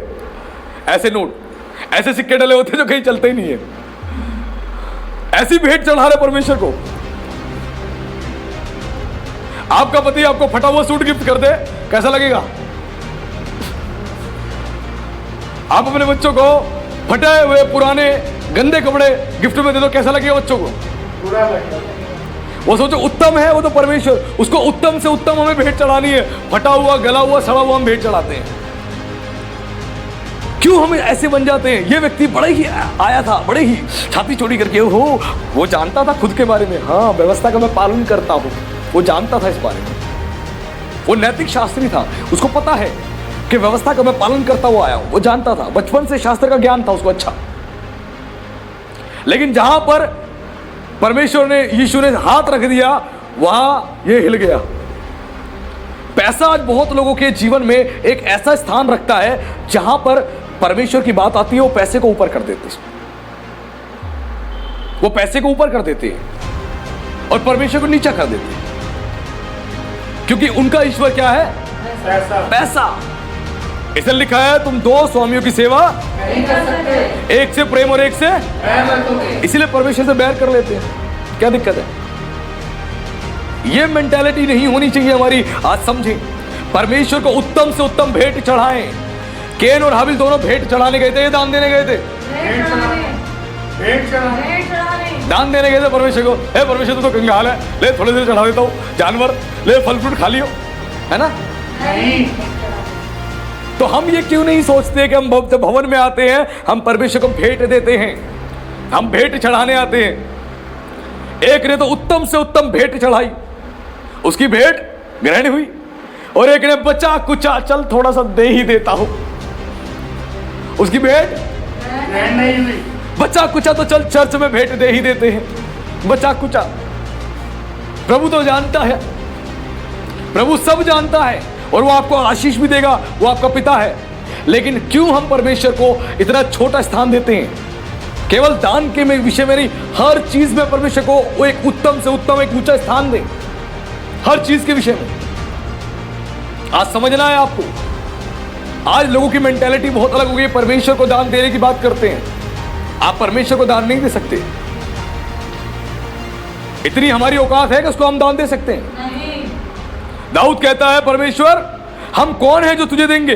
तेरे हाथ से हमने पाया है और तुझे को वापस लौटा रहे हैं। तूने तो दिया है, तूने तो इतना दिया है, हम तो इतना सा दे रहे हैं। ले प्रभु, आज जो परमेश्वर हमें दे रहा है वो उसकी आशीष है, उसकी बरकत है। आज हमें समझना है, जब परमेश्वर के भवन में हम आते हैं और परमेश्वर की सेवा के लिए जो भी हम करते हैं, वो परमेश्वर को हम भेंट चढ़ाते हैं। दबाव नहीं है, कोई भी आपके ऊपर कोई प्रेशर नहीं है, लेकिन उत्तम से उत्तम भेंट परमेश्वर को चढ़ाएं। पहला स्थान, जब प्रार्थना के लिए बैठते हैं सुबह, जो एनर्जी और बल के साथ आप एनर्जी और बल आपके अंदर होता है, वो उत्तम भेंट होती है जो परमेश्वर को चढ़ाई जाती है। लेकिन हम दिन भर के थके आ रहे हैं, टूट टाट के आते हैं और बैठते हैं, उसके बाद प्रभु तेरा धन्यवाद, तूने आशीष दी, हमारे साथ हो ना, आमीन। एनर्जी खत्म हो गई, शाम को बची कुछ छोटी सी प्रार्थना कर ली। जो सुबह पूरी एनर्जी से भरपूर है, जो उत्तम भेंट है, वो चढ़ाते ही नहीं है। केवल फाइनेंस में नहीं, शरीर में भी ऐसी उत्तम से उत्तम भेंट चढ़ाते ही नहीं। जो हमारा उत्तम समय, फ्री टाइम है हमारा, जिसमें हम अच्छे से बाइबल को स्टडी कर सकते हैं, वचन को हम पढ़ सकते हैं, समझ सकते हैं, वो हम छोड़ देते हैं। और रात को थके आ रहे, टूटे टाटे, सारे घर के काम से, काम धंधों से थके आ रहे, टूटे टाटे आए, उसके बाद बैठते हैं। मैं उन लोगों की बात नहीं कर रहा जो सुबह 6 बजे ड्यूटी निकलते हैं, 5 बजे ड्यूटी निकलते हैं, मैं उनकी बात नहीं कर रहा। मैं उनकी बात कर रहा हूं जो थोड़ा देर से भी जाते हैं और जो जानते हैं कि सुबह का 1 घंटा मैं परमेश्वर को दे सकता हूं, मैं 2 घंटे परमेश्वर को दे सकता हूं, वो सुबह का टाइम नहीं देते। परमेश्वर को उत्तम से उत्तम भेंट चढ़ाएं। वो परमेश्वर है, ध्यान रखना, वो परमेश्वर है, सृष्टि करता है। और वचन में लिखा है, नीति वचन में, कि भेंट जो है मनुष्य के लिए मार्ग खोल देती है और उसे राजाओं के सम्मुख ले जाके खड़ा करती है। उत्तम से उत्तम परमेश्वर को भेंट चढ़ा, अपने शरीर की, अपने फाइनेंस की, अपने बच्चों की, अपने परिवार की, अपने समय की, हर चीज में उत्तम से उत्तम परमेश्वर को भेंट चढ़ाएं। कंजूसी ना करें, आलसी ना बने। आज इस बात को सीखना है आपको। और ये चीज यहां बताई गई है कि जो प्रेम परमेश्वर ने हमें दिया है, जो प्रेम हमसे किया है, वही प्रेम हमें सबके साथ करना है, सबके साथ। और आगे उसके बाद लिखा है कि क्योंकि परमेश्वर से प्रेम रखना यह है कि हम उसकी आज्ञाओं को माने। परमेश्वर से प्रेम रखने का एक ही क्राइटेरिया है, आई लव यू जीसस नहीं, I love you Jesus, I love you Jehovah, मैं आपसे प्रेम करता हूं नहीं। एक ही क्राइटेरिया, उसकी आज्ञाओं को मानना ही प्रेम करना है। उसकी आज्ञाओं को मानना ही प्रेम करना है। उसकी आज्ञा नहीं मानोगे तो आप उससे प्रेम नहीं कर रहे हो। बहुत सारे विश्वासी कहते हैं, चर्च में आते हैं, हम तो प्रेम करते हैं यीशु से, हम प्रेम करते हैं। प्रभु आपके लिए हम जान दे सकते हैं। एक आज्ञा नहीं मानते उसकी। कहा गया प्रेम। आज यदि आपके अंदर परमेश्वर का प्रेम है, उसकी आज्ञाएं मानो। उसकी आज्ञा माननी, उसकी आज्ञा मानने से क्या होगा? उसके लिए एक वचन खोले, व्यवस्था विवरण अध्याय 28 उसके पद 1 को पढ़े, क्या लिखा है? यदि तू अपने परमेश्वर यहोवा की सब आज्ञाएं जो मैं आज तुझे सुनाता हूँ चौकसी से पूरी करने को चित्त लगाकर उसकी सुने, तो वह तुझे पृथ्वी की सब जातियों में श्रेष्ठ करेगा। Hallelujah, hallelujah. उसकी आज्ञा मानने से क्या होगा? परमेश्वर की आज्ञा मानने से। लिखा है परमेश्वर जो प्रेम करता है वो उसकी आज्ञाओं को मानेगा, और जो उसकी आज्ञाओं को मानता है वो इस बात को दर्शाता है कि मैं परमेश्वर से प्रेम करता हूं। और उसी आज्ञा मानने के पीछे कितनी बड़ी आशीष है। यदि तू अपने परमेश्वर यहोवा की सब आज्ञाएं जो मैं आज तुझे सुनाता हूं चौकसी से, मूसा ने यह बात इजराइलियों के लिए कही थी, और ये आशीष का वचन आज आपके लिए भी है। चौकसी से यानी अलर्ट होके अपने कॉन्शियस माइंड को परमेश्वर की ओर लगा के, इसको सुन रख के नहीं, बंद रख के नहीं, ध्यान से चौकसी से पूरी करने को, उन आज्ञाओं को जो तुझे सुनाई जा रही है, बताई जा रही है, जो पास्टर प्रचार करता है, तू वचन को सुनता है, पूरी करने को चित्त लगाकर, यानी पूरा मन लगाकर, अपना पूरा कॉन्शियस माइंड को लगाकर, अपनी बुद्धि को लगाकर उसकी सुने ध्यान से जो बात कही जा रही, ध्यान से सुनना है। तो वह तुझे क्या करेगा? पृथ्वी की सब जातियों में श्रेष्ठ करेगा। हालेलुया। परमेश्वर की आज्ञाओं को मानने के लिए, उसके वचन को सुनने के लिए अपने चित्त को, अपने मन को लगाएं, अपने इस ब्रेन को लगाएं, पूरा कोशिश करें, फोकस करें खुदा के वचन को समझने के लिए, सुनने के लिए। जब ऐसा करेंगे तो पृथ्वी की सब जातियों में, पृथ्वी में जितनी जातियां, उन सब में तुझे क्या बनाऊंगा? श्रेष्ठ बनाऊंगा। और आज इजराइल जो है, इजरायली लोग जिन्होंने परमेश्वर के वचन का पालन किया, आज पृथ्वी की सारी जातियों में वो श्रेष्ठ हैं। हालेलुया। जो मसीह लोग हैं पृथ्वी की सारी जातियों में श्रेष्ठ हैं, सारे श्रेष्ठ हैं। और आज हम परमेश्वर के साथ इस आशीष में भागी हो चुके हैं, इजरायलियों के साथ इस आशीष में भागी हो चुके हैं। यदि आप उसकी आज्ञा मानेंगे, आज्ञा मानने से वो आपको श्रेष्ठ बनाएगा, श्रेष्ठ बनाएगा। आपको ऐसा बनाएगा कि लोग देखेंगे, आपके जीवन से बहुत प्रभावित होंगे, लोगों के जीवन में आपके द्वारा अद्भुत काम होंगे अगर उसकी आज्ञाओं को मानोगे। आज बहुत सारे बच्चे सक्सेसफुल क्यों नहीं हो पा रहे? बहुत सारे लोग सक्सेसफुल क्यों नहीं हो पा रहे? क्यों परेशान है? क्योंकि आज्ञाओं को नहीं मानते हैं, आज्ञा ही नहीं मानते। फिर कहते हैं पास्टर जी मेरे बिजनेस के लिए प्रेयर कर दो, मेरे हेल्थ के लिए प्रार्थना कर दो, मेरे घर के लिए प्रार्थना कर दो। आज्ञा नहीं मानोगे तो पादरी जितनी मर्जी प्रार्थना करता रहे, कुछ भी नहीं होगा। परमेश्वर अपनी आशीष को अपने मापदंडों के आधार पर देता है। वचन के मापदंड है, क्राइटेरिया है, उसको फॉलो करो और आशीष को ले लो। जो वचन में जितनी आज्ञाएं बताई गई हैं उनको मानो, आशीष के भागी हो जाओगे आप। नहीं तो आप असफल होते रहोगे, हमेशा असफल होते रहोगे। पहली चीज हमने जानी कि परमेश्वर से हमें प्रेम करना है। उस प्रेम को जो परमेश्वर ने हमसे प्रेम किया, वही प्रेम हमें सबके साथ करना है। अगर ऐसा आप करते हैं, सबको माफ करते हैं, तो आपके जीवन में आप सक्सेस होते चले जाओगे। लव यानी प्रेम पहली चाबी है आपको सक्सेसफुल बनाने की, और दूसरी उसकी आज्ञाओं को मानने की। उसकी आज्ञाओं को नहीं मानोगे तो आप आशीषित नहीं हो पाओगे। उसकी आज्ञाएं माननी है आपको, उसकी आज्ञाओं को फॉलो करना है। और तीसरी चीज है विश्वास। यदि आप विश्वास नहीं करते इस वचन पे तो आपके जीवन में काम ही नहीं होंगे। यीशु ने कहा यदि तू विश्वास करेगा राई के दाने के बराबर भी। राई का दाना कितना बड़ा होता है? बहुत छोटा सा होता है, मस्टर्ड सीड। अगर मैं जेब में डाल दूं, मेरी जेब में भी जल्दी मुझे नहीं मिलेगा। मैं यहां गिरा दूं, आप ढूंढते रह जाओगे, इतना छोटा होता है। यीशु ने कहा यदि तेरा विश्वास राई के दाने के बराबर भी होगा और तू इस पहाड़ से कहेगा, कौन से पहाड़ से? ये पत्तियों के पहाड़, परेशानियों के पहाड़ से, समस्याओं के पहाड़ से, बीमारियों के पहाड़ से, कर्जों के पहाड़ से उखड़ जा और मेरे घर, मेरे जीवन, मेरे परिवार से निकल के बाहर जा, तो वो तेरी बात मान लेगा। तेरी बात मान लेगा। किसकी बात? आपकी और मेरी बात मान लेगा, किसी दूसरी की बात नहीं, आपकी और मेरी बात। परेशानी आ गई बच्चे के ऊपर, परिवार में आ गई, घबराना नहीं, घुटने टेको और प्रार्थना करो। 333 नंबर मिला दो जो मैं हमेशा मिलाता रहता हूं। यिर्मयाह 33:3। तू मुझसे प्रार्थना कर, तेरी सुन के तुझे बड़ी बड़ी कठिन बातें बताऊंगा जिन्हें तू अभी नहीं समझता। तेरी प्रॉब्लम का सॉल्यूशन प्रार्थना है। प्रार्थना कर, मैं आंसर करूंगा। वो तुम्हारी और मेरी सुन के वो पहाड़, वो बीमारी, वो परेशानी उखड़ के निकल जाएगी। यदि मस्टर्ड के सीड के जितना हम विश्वास करें तो। आज हमारा विश्वास बहुत कमजोर होता है, इसलिए हमारे जीवन में काम नहीं होता। आज विश्वास में आपको मजबूत होना है। पहली चीज प्रेम करना है, सबके साथ, अपने पड़ोसियों के साथ, रिश्तेदारों के साथ, परिवार के लोगों के साथ, कलीसिया के लोगों के साथ, समाज के साथ, सबके साथ प्रेम करना है। उस प्रेम के बारे में मैंने बताया। प्रेम किस प्रकार? जैसे परमेश्वर ने जगत की चिंता करी, ऐसे ही आपको जगत की चिंता करनी है। अगर वो अंदर प्रेम है, जाओ एवेंजलिज्म करने के लिए, जाओ सुसमाचार सुनाने के लिए, जाओ गवाही देने के लिए। आज जब छुट्टी का दिन होता है, हम कहते हैं आज कोई काम नहीं करेंगे, चद्दर ओढ़ के सोएंगे, आज नींद पूरी करेंगे। एक सच्चा मसीह, एक जेन्युइन मसीह जो होता है, पिछले दिनों एक मसीह से मेरी बात हुई, वो झारखंड में रहते हैं। जब उनकी छुट्टी होती है, वो छुट्टी वाले दिन निकल जाते हैं स्ट्रीट एवेंजलिज्म के लिए, जाके सुसमाचार का प्रचार करने के लिए।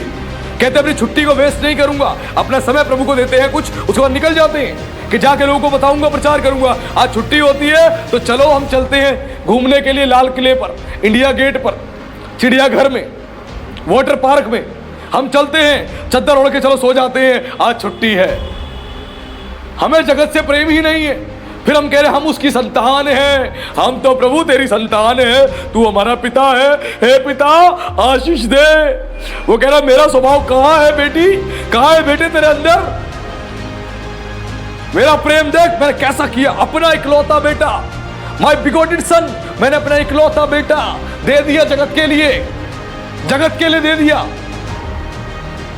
ताकि जगत नाश ना हो। आज तू अपना समय दे रहा है कि जगत नाश ना हो, तू आज अपना टाइम दे रहा है कि जगत नाश ना हो। आज वही चीज हमें समझनी है कि हम प्रभु को क्या दे रहे हैं, क्या दे रहे हैं।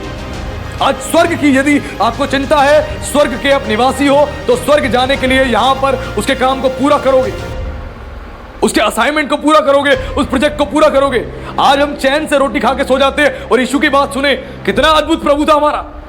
यीशु भूखा था, चेले भूखे थे, सबको भूख लगी, चेले कह रहे ठीक है प्रभु हम जाते हैं, कुछ भोजन को लेके आते हैं। यीशु ने कहा मेरा भोजन यह है कि अपने भेजने वाले की इच्छा के अनुसार चलो, अपने भेजने वाले की इच्छा के अनुसार चलो। नहीं, मैं तो सेलिब्रिटी की इच्छा के अनुसार चलूंगा। अपने भेजने वाले की इच्छा के अनुसार चलो, उसके काम को पूरा करूं।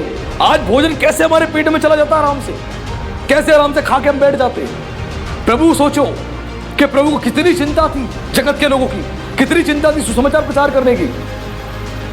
यीशु ने कहा मैं भोजन तो खा ही नहीं पाऊंगा, मेरा भोजन तो यह है कि अपने भेजने वाले की इच्छा के अनुसार चलूं। आज आपका भोजन ऐसा है कि आप अपने भेजने वाले की इच्छा के अनुसार चले। भेजने वाले ने आपको कुछ बनाया है, धरती पर भेजा है, आपके पीछे एक उद्देश्य है, अपना आत्मा आपको दिया है, उस उद्देश्य को पूरा कर रहे हैं, उसकी इच्छा पर चल रहे हैं। अगर नहीं चल रहे तो आज मैं आप सबको उत्साहित कर रहा हूं, आज से चलना आरंभ करें, आज से चलना आरंभ करें। आप परमेश्वर की अद्भुत सामर्थ को अपने जीवन में देखेंगे, अद्भुत कामों को जीवन में देखेंगे। आज चलना आरंभ करें। ईश्वर ने कहा मेरा भोजन यह है कि अपने भेजने वाले की इच्छा के अनुसार चलूं और उसके काम को पूरा करो, उसके काम को पूरा करो। उसका काम था मनुष्य को उद्धार देना, उसका काम था मनुष्य जाति का उद्धार करना, उसका काम था जगत का सुसमाचार प्रचार करना, स्वर्ग के राज्य का, वो राज्य का सुसमाचार प्रचार करने आया था। आज क्या हम इस काम को कर रहे हैं? अगर नहीं कर रहे तो आज से करना आरंभ करें, आज से सुसमाचार प्रचार करना आरंभ करें। आज आप सबकी जिम्मेदारी है, आप सबकी जिम्मेदारी है, इस बात को समझना है। आज वही प्रेम जो परमेश्वर ने हमसे किया, हमें इस जगत से करना है। अपने परिवार के लोगों से करें, अपने पड़ोसी से करें, अपने रिश्तेदारों से करें और सबके अपराधों को ढांप दें, माफ कर दें। अभी लेटेस्ट रिसेंटली एक बिशप है जो सेवकाई करते हैं, आई थिंक शायद ऑस्ट्रेलिया के बिशप हैं, उनके ऊपर अटैक्स हुए। चर्च में वो सर्विस को ले रहे थे, अचानक से कोई व्यक्ति आया और आके नाइफ उसके पास था, चक्कू उसके पास था और आके सीधा उनके मुंह पे मारने लगा। इत्तेफाक से उसका नाइफ जो खुला नहीं तो बंद चक्कू उसने फेस पे मारा उनके, और वो किसी तरह चर्च के लोगों ने बाद में आके उनको बचा लिया।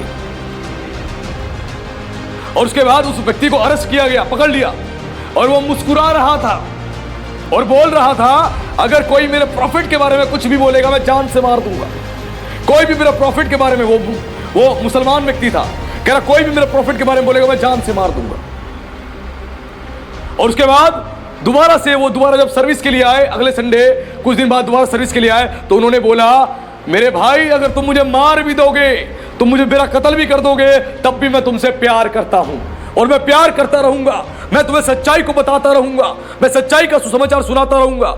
मुझे तुमसे नफरत नहीं है, मुझे तुमसे कोई गिला शिकवा नहीं है, मैं तुमसे प्यार करता हूं क्योंकि परमेश्वर ने मुझसे प्यार किया, मेरे लिए अपने लहू को बहा दिया, कुर्बानी दे दी, तो मैं भी तुमसे प्यार करता हूं और मैं उसी की संतान हूं। मुझे मार भी दोगे तब भी मैं सुसमाचार का प्रचार करता रहूंगा। हालेलुया। ये सच्चा मसीह प्रेम होता है। मेरी जान जाए तो जाए, लेकिन मैं तुम्हें सच्चाई को बताने में लगा रहूंगा, मैं उससे रुकूंगा नहीं, पीछे हटूंगा नहीं। यह सच्ची सेवकाई है। आज इस बात को सीखें आप। आज परमेश्वर ने आपसे प्रेम किया, अब आपकी जिम्मेदारी है। अगर आप स्वर्ग के नागरिक हैं, आपकी जिम्मेदारी है अपने पड़ोस के लोगों को सुसमाचार सुनाना, अपने लोकल चर्च में लेके जाएं, उनको बताएं प्रभु के बारे में, ताकि लोग आए और बचाए जाएं। और आज हमने वचन से जाना 3 सीक्रेट कीज के बारे में जाना कि हम सक्सेसफुल क्रिश्चियन कैसे बन सकते हैं। पहली चीज प्रेम करें। क्या वो कौन सा प्रेम? जो परमेश्वर ने हमसे किया, जो यीशु ने हमसे किया, वो हम जगत के लोगों के साथ करें, माफ करें, क्षमा करें, प्रेम करें। आज कोई हमारी निंदा कर देता है, हम उससे मिलना नहीं चाहते, और डाकू ने भी, दोनों ने निंदा करी यीशु की, अपमानित किया यीशु को। लेकिन बाद में पहली वाणी के बाद, यीशु के बोलने के बाद, तो एक डाकू ने मन फिराया और यीशु ने क्या किया, नफरत करी उससे। ये बोला कि तू निंदा कैसे कर रहा था मेरी, है अब कैसे कह रहा, नहीं तेरे को नरक में डालूंगा मैं, तुझे नरक, पक्का नरक में, और ऐसे नरक के अंदर डालूंगा, ऐसी झील में डालूंगा जहां तू और ज्यादा जलेगा। ऐसा बोला क्या? माफ कर दिया, बोला तू आज मेरे साथ स्वर्ग लोक में होगा। ऐसा महान प्रेम, और आज कोई हमारे बारे में इतना सा बोल दे, अच्छा बोला कैसे, अभी रुको उसकी पोल खोलूं मैं, उसकी पोल पट्टी खोलूं मैं, बताऊं तुम्हें 4 बातें उसके बारे में। ये हम प्रेम के खोजी हैं। आज समाज ऐसा हो चुका है। लेकिन हमें समझना है, एक सक्सेसफुल क्रिश्चियन बनने के 3 सीक्रेट्स आज आपको बताए गए हैं। पहला, प्रेम करें जैसा परमेश्वर ने हमसे किया, यीशु मसीह ने हमसे किया, और जो प्रेम करने की आज्ञाएं दी गई हैं, ऐसा प्रेम हम करें जगत के साथ। और दूसरा, कि उसकी आज्ञा को माने, आज्ञाकारिता में चलें, उसकी आज्ञाओं को माने। उसकी आज्ञा जब आप मानोगे, आप श्रेष्ठ बनोगे, आप ब्लेस्ड होगे, आप आशीषित होते चले जाओगे। अपने देश में, अपनी कंट्री में, अपने पड़ोस में, अपने मोहल्ले में परमेश्वर आपको ऊंचा रखेगा।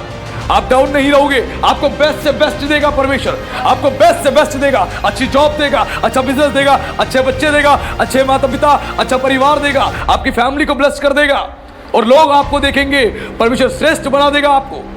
उसके बाद फेथ करें, विश्वास बहुत जरूरी है। विश्वास करें, राई के दाने के बाद परेशानी आ गई, रोना नहीं है, भिलकना नहीं, घबराना नहीं, परेशानी आ गई, हिम्मत बांध के बैठे। अगर डॉक्टर किसी को देख रहे, किसी बुरी हाल में देख रहे, कटा हुआ है, फटा हुआ है, अगर डॉक्टर देख के वो घबरा जाए और उसका इलाज ना करे, तो क्या मनुष्य बचेगा? नहीं बचेगा। उसको देख के फटाफट से कहते ऑपरेशन थिएटर में लेके जाओ, और फटाफट वो आते हैं और सर्जरी करते हैं उसकी। आप मसीह लोग हो, आप योद्धा हो। युद्ध में जब योद्धा कोई होता है, तो खड़ा होता है बॉर्डर पे, और गोलियां चल रही होती है दोनों तरफ, वो गोलियां लग जाती हैं, तो अपने पड़ोसी गोली लग के उसको देख के डर के मारे वो बंदूक छोड़ के भाग नहीं जाता, वो डट के खड़ा होता है, उसको हिम्मत बनाता है उसकी, और युद्ध को लड़ता है। हम मसीह लोग हैं, परेशानी आ गई, कोई बात नहीं, आपके पास सर्व सामर्थी परमेश्वर है, और प्रार्थना एक अद्भुत शक्ति है, उसका इस्तेमाल करें।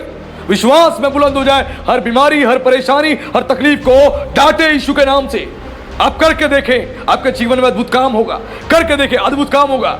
एक भाई को पिछले दिन मैंने बताया, परेशानी है, आपके हाथों में खुदा ने सामर्थ्य दी है, इन हाथों का इस्तेमाल करें, अपनी बॉडी पे हाथ रख के प्रार्थना करें, यीशु आपको आशीष देगा। उसने विश्वास से प्रार्थना करनी शुरू करी, और चंगाई उसके अंदर आती चली गई। हालेलुया। आज इस बात को समझना है, यीशु ने जो आपको दिया है। आज के वचन से हमने 3 सीक्रेट्स जाने, कैसे हम सक्सेसफुल एक क्रिश्चियन बन सकते हैं। कि पहले तो परमेश्वर से प्रेम करें, उसकी आज्ञाओं को माने, दूसरी बात, और तीसरा विश्वास में बुलंद होते जाए। यदि आप ऐसा करोगे, एक सक्सेसफुल क्रिश्चियन बन जाओगे, और आपकी लाइफ बहुत ब्लेस्ड हो जाएगी, और लोग आपके जीवन को देख के प्रभावित होंगे। तो प्रभु का धन्यवाद, प्रभु आप सबको आशीष दे। सभी को जय मसीह। आइए हम लोग आंखें बंद करेंगे, सरों को झुकाएंगे, और एक छोटी सी प्रार्थना करेंगे। पिता परमेश्वर, हम धन्यवाद देते हैं राजा, आज के प्रचार के लिए प्रभु, आज के वचन के प्रचार से मेरे परमेश्वर, आपने अपने बच्चों से प्रभु बहुत सारी बातें करी राजा। आज आपने प्रभु 3 अहम और मुख्य बातें बता दी प्रभु, जिसके द्वारा आपके बच्चे एक सफल मसीह बन सकते हैं मेरे परमेश्वर। हे प्रभु, आज अपने बच्चों की सहायता करें और मदद करें। जो प्रेम प्रभु आपने हमसे किया, जो प्रेम मेरे प्रभु यीशु आपने हमसे किया प्रभु, वही प्रेम आपके बच्चे प्रभु जगत के लोगों से करने पाए। जगत के लोगों को बचाने के लिए प्रभु वो चिंता, वो प्रभु हृदय दे प्रभु, वो परमेश्वर प्रेम दे राजा, ताकि आपके बच्चे प्रभु सेवा कार्य में लग जाएं और आपकी महिमा हो प्रभु। आपने बताया आज्ञाकारिता में रहो, तुम आशीषित हो जाओगे। और जब हम आज्ञा मानते हैं तो इस बात को दर्शाते हैं कि प्रभु हम आपसे प्रेम करते हैं। मेरे प्रभु, जो बच्चे आपकी आज्ञाओं में नहीं चल पाते, जो प्रभु कमजोर हो जाते हैं, शैतान जो उन्हें कमजोर कर देता है, वो दुर्बल हो जाते हैं। आत्मिक दुर्बलता जिनके भीतर है, आज सारी आत्मिक दुर्बलता उनकी खत्म होने पाए। आज आपका सामर्थ यीशु रिलीज होने पाए उनके ऊपर मेरे अब्बा, और आपके बच्चे प्रभु सामर्थी बन जाए, आपकी आज्ञा को मानने वाले बन जाए, और मेरे परमेश्वर उनको आप श्रेष्ठ बनाए राजा। उनके परिवार में, उनकी फैमिली में, उनके घर में, सब में उनको ऊंचा करे राजा, और उनके जीवन से आपकी अद्भुत महिमा वही मेरे अब्बा। और जो बच्चे विश्वास में कमजोर है, आज विश्वास का आत्मा उनके भीतर डाल दे राजा, विश्वास में बुलंद होने पाए, और आपकी अद्भुत महिमा उनके जीवन से हो राजा। हर एक बीमारी, हर एक परेशानी, हर एक तकलीफ को आपके नाम से वो उखाड़ के फेंकने वाले बन जाएं। और आपकी अद्भुत महिमा हो। मेरे परमेश्वर में धन्यवाद करता हूं, इसी समय आपका पवित्र आत्मा का सामर्थ प्रभु आज आपके बच्चों के ऊपर रिलीज हो चुका है राजा, और आपके बच्चे सामर्थ से भरे जा रहे हैं, और आने वाले दिनों में उनके जीवन से अद्भुत आपकी महिमा होगी राजा, और बच्चे गवाह बनेंगे आपके प्रभु, और अद्भुत रीति से राजा आपकी सेवा करने वाले बनेंगे। आपका विशेष धन्यवाद मेरे परमेश्वर, अपने बच्चों को आशीष देने के लिए और ब्लेस करने के लिए। मैं इस प्रार्थना को जीवित सामर्थी परमेश्वर मसीह यीशु के सामर्थी नाम से मांगता हूं, आमीन।